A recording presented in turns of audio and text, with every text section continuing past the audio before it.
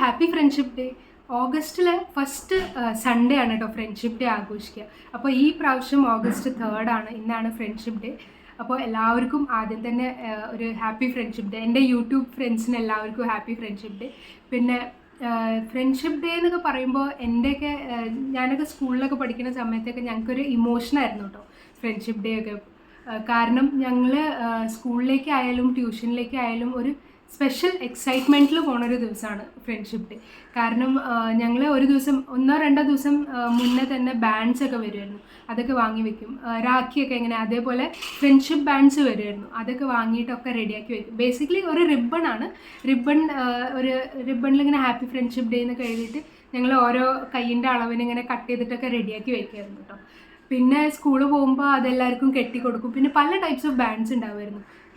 Cartoon ഫിഗേഴ്സിൻ്റെ bands അങ്ങനെ വരുമായിരുന്നു. പിന്നെ ഒരു റബ്ബർ പോലത്തെ ബാൻഡ്സ് വരുമായിരുന്നു. പിന്നെ കുറേ കാലം കഴിഞ്ഞപ്പോൾ റിങ്സ് വരുമായിരുന്നു. ഫ്രണ്ട്ഷിപ്പ് ബാൻഡിൻ്റെ തന്നെ റിങ്സ് എഴുതിയിട്ടുള്ള ഹാപ്പി ഫ്രണ്ട്ഷിപ്പ് ഡേ എന്നൊക്കെ എഴുതിയിട്ടുള്ള റിങ് വരുമായിരുന്നു. അങ്ങനെ പല ടൈപ്സ് ബാൻഡ്സ് വരുമായിരുന്നു. അതും ഞങ്ങളിങ്ങനെ കാറ്റഗറൈസ് ചെയ്യുമായിരുന്നു. സ്പെഷ്യൽ ബാൻഡ്സ്, ഞങ്ങളുടെ സ്പെഷ്യൽ ബെസ്റ്റ് ഫ്രണ്ട്സ് ഒക്കെ ഉണ്ടാവുമല്ലോ, അവർക്ക് സ്പെഷ്യൽ ബാൻഡ്സ്, പിന്നെ ബാക്കിയുള്ളവർക്ക് ജനറൽ ബാൻഡ്സ്, അങ്ങനെയൊക്കെ സ്പെഷ്യലൈസ് ചെയ്തിട്ടൊക്കെ ആയിരുന്നു. പിന്നെ ഇതൊക്കെ പ്രൈമറിയിൽ ഇങ്ങനെയൊക്കെ ആയിരുന്നു. ബാൻഡ്സ് കെട്ടും, പിന്നെ അങ്ങോട്ടും ഇങ്ങോട്ടും ചോക്ലേറ്റ് കൊടുക്കും, പിന്നെ ചിലപ്പോഴൊക്കെ കാർഡ്സ് ഉണ്ടാക്കുമായിരുന്നു.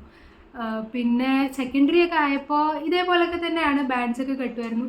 പിന്നെ കയ്യിൽ എഴുതുമായിരുന്നു, കയ്യിൽ ഹാപ്പി ഫ്രണ്ട്ഷിപ്പ് ഡേ, പിന്നെ BFF best friends for ever, അങ്ങനെയൊക്കെ സ്കൂൾ കഴിഞ്ഞതിന് ശേഷം അങ്ങനെയൊക്കെ എഴുതുമായിരുന്നു. പിന്നെ എത്രണ്ട് ബാൻഡ്സ്, ഓരോരുത്തർക്ക് എത്ര ബാൻഡ്സ് ഉണ്ട് എന്നൊക്കെ ഉള്ള കൗണ്ട് ചെയ്യലൊക്കെ ഒരു സ്റ്റൈലായിരുന്നു. അപ്പോൾ ഒരു കൂൾ ഫീലിംഗ് ആയിരുന്നു. അപ്പോൾ എത്ര കൂടുതൽ ബാൻഡ്സ് ഉണ്ടെങ്കിൽ എൻ്റെ അടുത്ത് കൂടുതലുണ്ട്, അങ്ങനെയൊക്കെ ഉള്ളൊരു സ്പെഷ്യൽ ഫീലിംഗ് ആയിരുന്നു കേട്ടോ. പിന്നെ സ്കൂൾ ജീവിതമൊക്കെ കഴിഞ്ഞപ്പോൾ പിന്നെ കോളേജിലേക്കൊക്കെ ആയപ്പോൾ മൊബൈൽ കിട്ടി. പിന്നെ അതിന് ശേഷം ഞങ്ങളിങ്ങനെ ബാൻഡ് കെട്ടലൊക്കെ നിന്നു കേട്ടോ. പിന്നെ മൊബൈൽ വാട്സാപ്പിൽ ഞങ്ങൾ മെസ്സേജ് അയക്കുക, വിഷ് ചെയ്യുക, അത്രയൊക്കെ ഉണ്ടായിട്ടുള്ളൂ.